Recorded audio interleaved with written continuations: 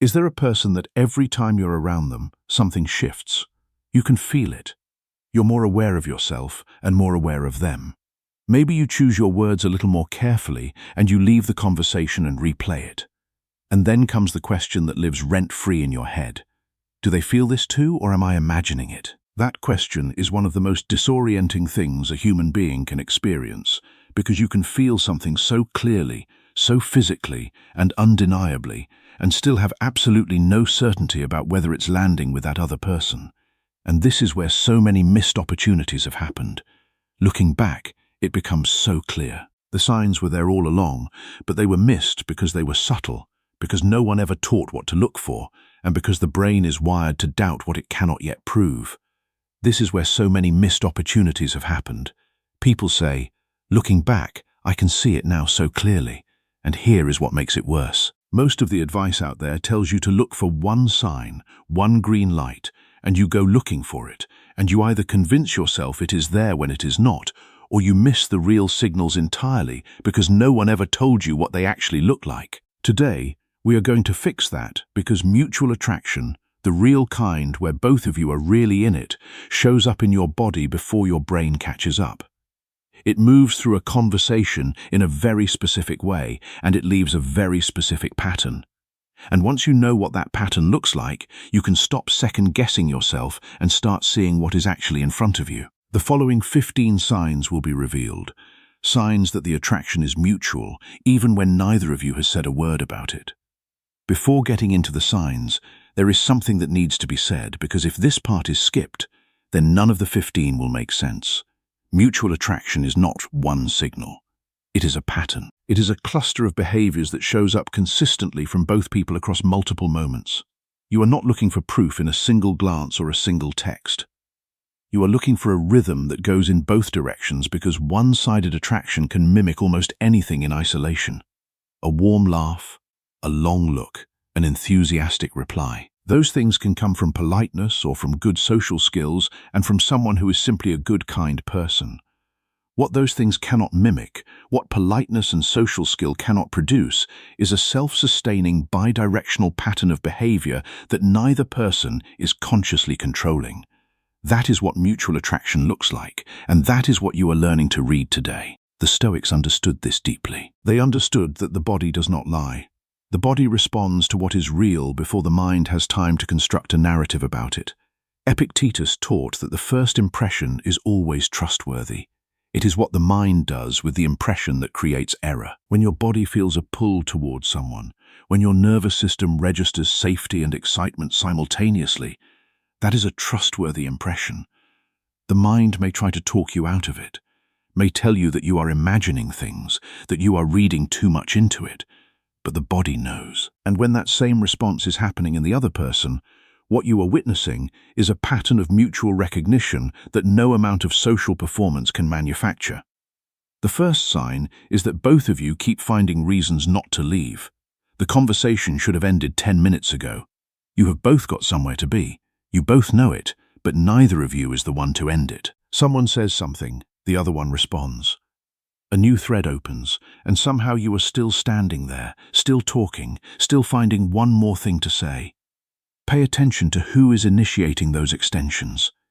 If it is only you, if you are always the one finding the next thing to say to keep the conversation going, that is not mutual attraction. That is you carrying something alone. But when it is both of you, when you are both the one saying, "Oh, one more thing," when neither of you is making a move to leave, that is two nervous systems that do not want the connection to end, and your nervous system does not lie. Marcus Aurelius wrote about the importance of being present, of not rushing through moments. When two people keep finding reasons to stay in each other's presence, they are practicing that presence without even realizing it. The second sign is that the mirroring happens without either of you noticing. Their coffee cup goes down. Yours follows 30 seconds later. You shift in your seat and they shift too. You lean forward, they lean forward. You lower your voice. Their voice drops to match it. This is called behavioral synchrony. And the research on this is remarkable. Studies on non-verbal communication show that when two people feel a genuine pull towards each other, their bodies begin to physically mirror without any conscious decision to do so. The rhythm of their speech, their posture, their gestures, they all start to align. And you cannot fake this. You can try to deliberately mirror someone, and it will probably look a little strange. When it is real, it is seamless. It is both people's nervous systems responding to the same signal. I want to be in the same physical space as this person. When you see it happening in both directions, not one person following the other's lead, but both of you moving in sync, you are watching mutual attraction happen in real time. The third sign is that eye contact has a rhythm, not just duration. Most people think the sign is long eye contact. It is not. Sustained, unbroken staring reads as intensity, not attraction. What you are actually looking for is something more subtle, and it is far more revealing. When attraction is mutual, eye contact has a rhythm. They hold it, you hold it. One of you looks away and then comes back, and then the other one does the same thing. It is almost like a second conversation that is happening underneath the actual conversation. The neuroscience here is clear. Eye contact triggers the release of oxytocin, which is the bonding hormone in both people at the same time. When attraction is mutual, both people are unconsciously seeking out more of that contact because their brains are rewarding them for it. They keep coming back, and here is the tell. In a one-sided dynamic, one person holds the gaze and the other person breaks it and does not return. The rhythm is missing because only one brain is seeking it. Mutual attraction has that rhythm.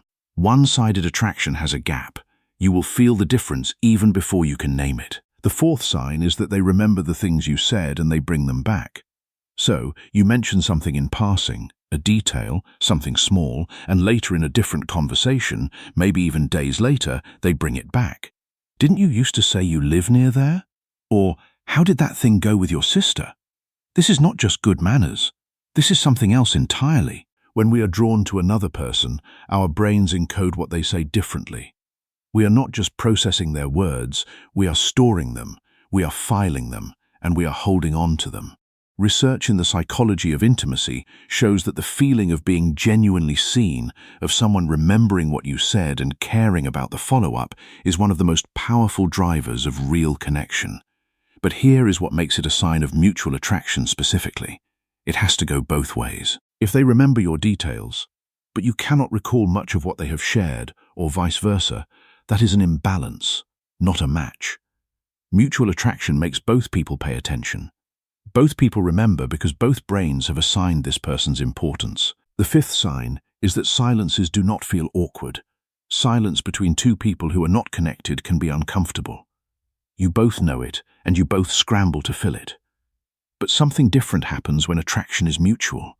The silences, even the brief ones, they feel easy, companionable, like you do not need to be performing for each other every second. This is a sign of something real, and it matters more than most people realize. Comfortable silence requires a baseline level of safety between two people. It means that your nervous systems are not in a state of alert around each other. They are not bracing. So, if you are both okay, sitting in the quiet, and neither of you are rushing to fill every gap with some noise, that is two people whose bodies are saying, I do not need to impress this person. I just want to be near them. And that feeling of ease underneath the attraction, that is not something that shows up in the early stages unless something is genuinely happening. The sixth sign is that they find small excuses to close the distance. They do not dramatically cross the room to stand next to you. It is much subtler than that. It might be something like they shift slightly closer when you are talking, or they lean in to hear something even when the room is not that loud. It could be they hand you something directly instead of just putting it down. Maybe they are near you in a group when they could easily be somewhere else in the space. Proximity seeking is one of the most primal signs of attraction. And when it is mutual, both people are doing it without making much of a scene about it. You are both just gravitating. Neither of you announce that you are going to do it. You just keep ending up close to each other. Pay attention to who is doing the gravitating. If you are always the one who ends up near them, if you are always the one closing the gap, that is one-directional. But if you notice that they are near you, even when you were not the one to close the distance, then that is intentional, even when it looks casual. The seventh sign is teasing that has warmth to it. Light teasing, the kind that makes you feel seen rather than targeted. It is a sign of two things, comfort and investment. You do not tease someone that you are indifferent to. You just do not bother. Teasing requires that you have paid enough attention to notice something playful about the other person. It is a form of intimacy disguised as humor.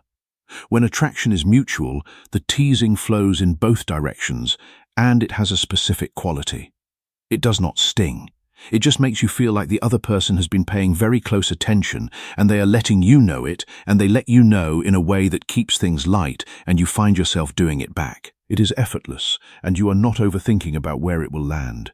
It is just that easy bi-directional warmth that is good chemistry. It is both of you signaling, I am paying attention. I feel safe enough to play, and I want you to know that I see you. The eighth sign is that you both get slightly better versions of yourself. You are funnier when they are around, more articulate. You tell the story better. You laugh more openly. And when you watch them, you notice it in them, too.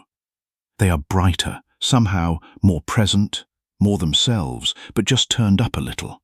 It is not coincidence, and it is not your imagination. Research on the psychology of attraction shows that when we are drawn to another person, we feel our sense of self expand in their presence. We feel more capable, more interesting, more alive. And when that is mutual, both people get this effect from each other simultaneously. You are both becoming slightly more of who you actually are because the other person is making it feel safe and worthwhile to show up that way. So if you notice that both of you seem to come alive around each other in a way that does not happen around every other conversation, that is data. That is your nervous system responding to each other. The ninth sign is that their body points at you even when they are talking to someone else. This is one of the most overlooked and one of the most reliable signs. You are in a group. You are talking to someone across from them, but their feet, their torso, and their shoulders, they are all turned towards you. It is not a dramatic move. It is not obvious, but you are in their physical orbit, even when the conversation is not with you. The body points where the brain wants to be. It is that simple and that honest.